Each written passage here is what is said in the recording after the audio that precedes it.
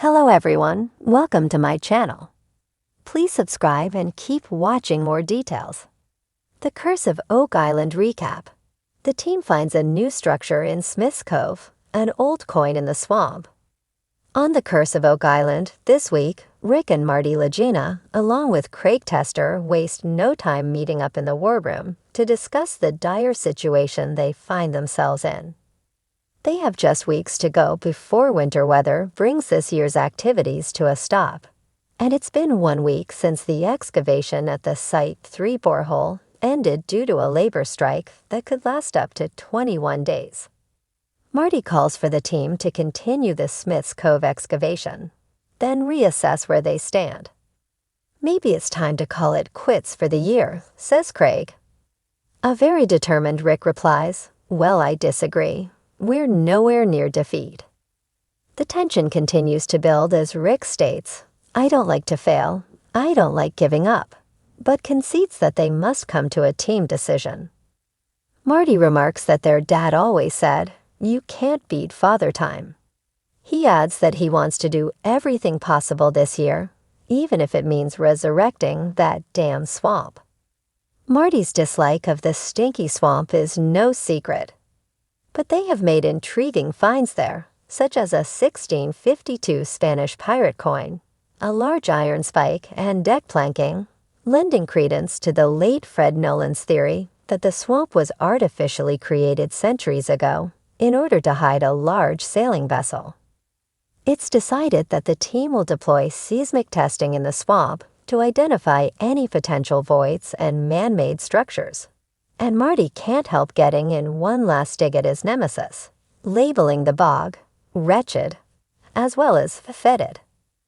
At Smith's Cove, the team watches as crane operator Billy Gerhardt continues to scoop out piles of earth as the massive beach area excavation continues. Metal detecting expert Gary Drayton has found no metal today, and there has been no new pottery or glass uncovered at the wash plant. Hold the phone, before the sun sets, something amazing happens. The operator delivers a piece of wood up from the ground, and someone asks, "Another structure." "Wait a day," chimes in Gary, "and we'll find another structure." Next, stones are found along the structure, meaning this could be associated with the main flood tunnel. Crunching is heard as the crane continues its relentless dig, and Gary exhorts, "Dig it out and see what it looks like. If structures were treasure, we'd be rich."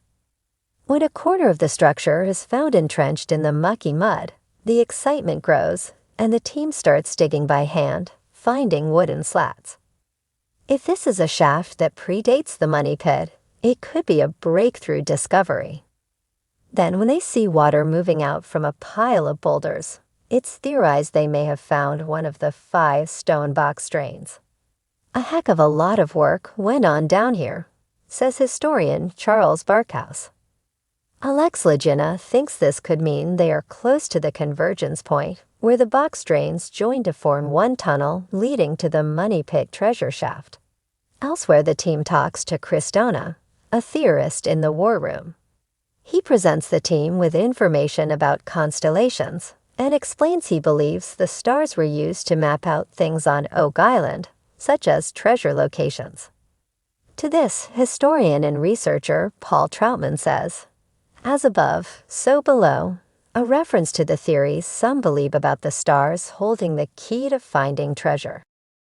According to Donna, he believes that the star Spica, in the constellation Virgo, marks a significant spot on the eastern edge of the swamp, perhaps representing a backdoor to the money pit. Rick tells their guests that he and the team are always ready to hear the theories of Oak Island enthusiasts, such as Donna, because they have obviously done their homework and put in a lot of hard work to arrive at their conclusions. The others nod in agreement. Meanwhile, reps from Eagle Canada arrive at the swamp in preparation for a seismic survey of the muddy marsh. Prior to their arrival, the team spent 2 days draining the roughly 4-acre area and put down wooden planks for the experts to walk on. In all, more than 2,000 explosive charges will be set off, with 4,000 recording devices known as geophones recording data. Each blast sends sound waves below the Earth to create a data diagram, which hopefully will reveal any structures below. "I think seismic is going to yield some significant results," states Rick. Later, Marty and Gary arrive at Lot 27 to go over the spoils from the swamp drain. Gary's detector gets a target that turns out to be a coin or a button. Marty decides it's a button, and Gary calls it an oldie, 1700s. Another target reveals a coin or a token, with Marty saying, "I'd say that looks real old."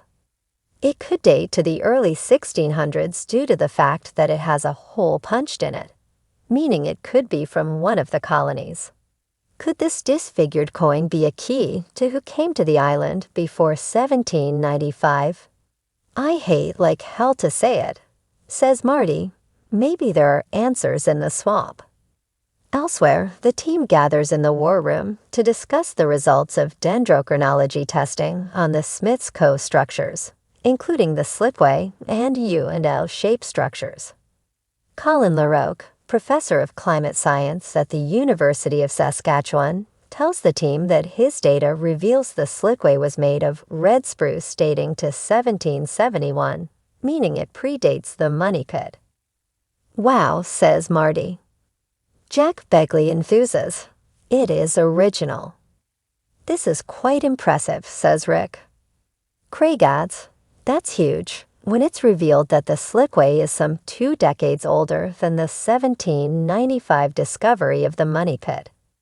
Next, they learn that the U-shaped structure is well-preserved red spruce from 1769, meaning it and the slipway were put in at the same time, making this revelation the biggest thing that's happened since they started working on the island, according to Marty. A clearly happy Marty says that he was about to call off the archaeologists and call in the psychiatrists, since nothing was making any sense up to this point. Discovering that something very significant happened in Smith's Cove years prior to the money pit. "To me it's gigantic," Marty says, calling it an extraordinary breakthrough, and indicating that all the money and work poured into the massive treasure hunting project to date has not been in vain.